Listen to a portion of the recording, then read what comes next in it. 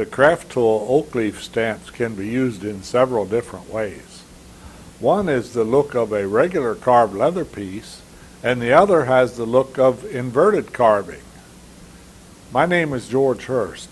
In this program, we will show you how to do both of these methods.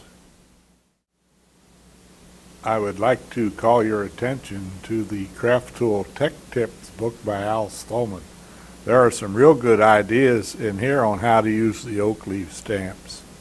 For instance, here on page 13, you can see several ways to use the stamps. This one has got the look of the inverted carving, and this one over here has the look of a standard leather carving pattern. Here is what I'll call the inverted style, where we have used the small acorn stamp and the oak leaves left and right.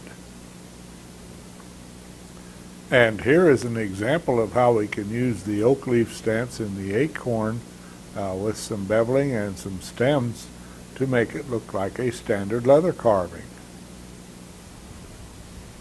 To make a belt, the first thing we will do is dampen the leather thoroughly. As a rule, you will dampen your leather a little more than you normally would, or at least we would start working it a little wetter than you would for a normal leather carving. So now we'll set it aside for a few seconds and let it dry a little bit. I have decided to do a cut border on this particular pattern, so I'll use my wing divider and scribe a line on both sides of the belt. Next, I will carefully cut the border with a swivel knife, and of course I will cut both sides. And now we are ready to begin stamping. For this project, we're going to use the left and the right turning oak leaf stamps, and we're also going to use the small acorn stamp. So let's begin. We'll first start with either the right or the left. It's up to you.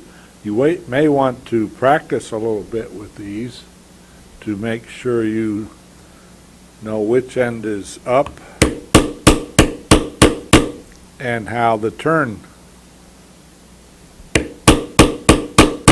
points. You notice this one now I have it pointing out toward the border and coming down toward the center.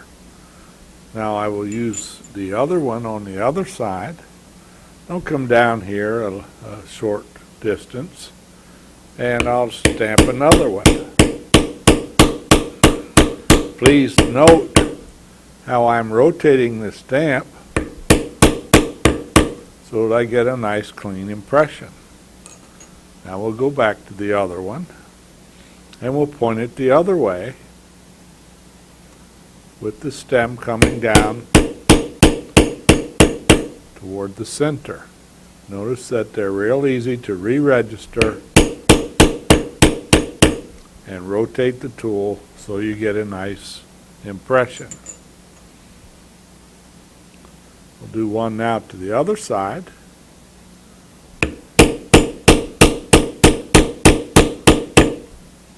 And you'll see we're making some nice progress. We'll do one more group of two. It's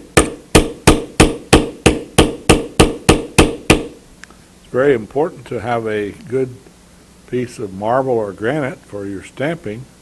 This is a large stamp, and a good firm stamping surface is very, very good. Now we'll take the small acorn and we'll do a few of these. Now I'm stamping that so that if I put a stem off of it, I'll be able to pull it right down and let it flow with the leaves. I'll put one on the other side. You can put these in at random now, and you can put more than one. Here I'm putting two. Let's put two down here. Notice how I make sure that they go in the right direction.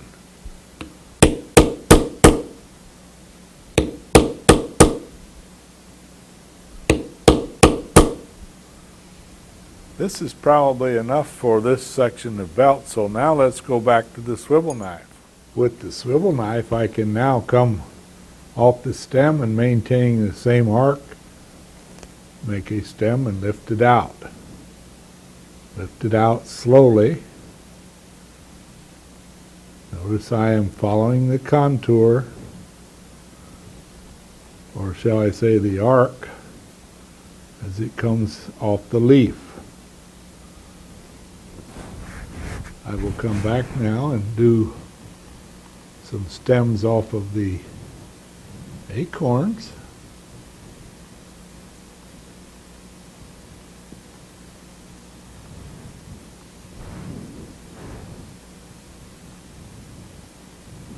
Notice that everything flows down to the center.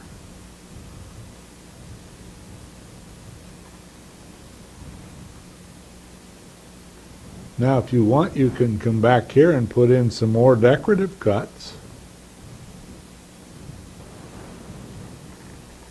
I would suggest not too many of them and not too close together, because it'll give us an unnatural look if we make it too busy. And now, as you can see, we have a pretty nice pattern. Where do we go from here? Let's bevel the edges. I will now use the number B971 checkered beveler, and this is nice and wide. Since we're going to be beveling a straight line, this is a good idea. Notice I am beveling inside of the cut.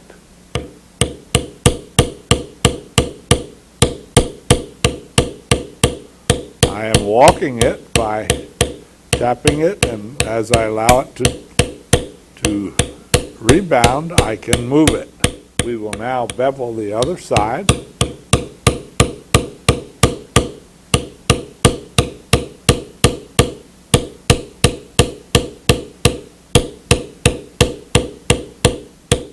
And there we have a nice pattern.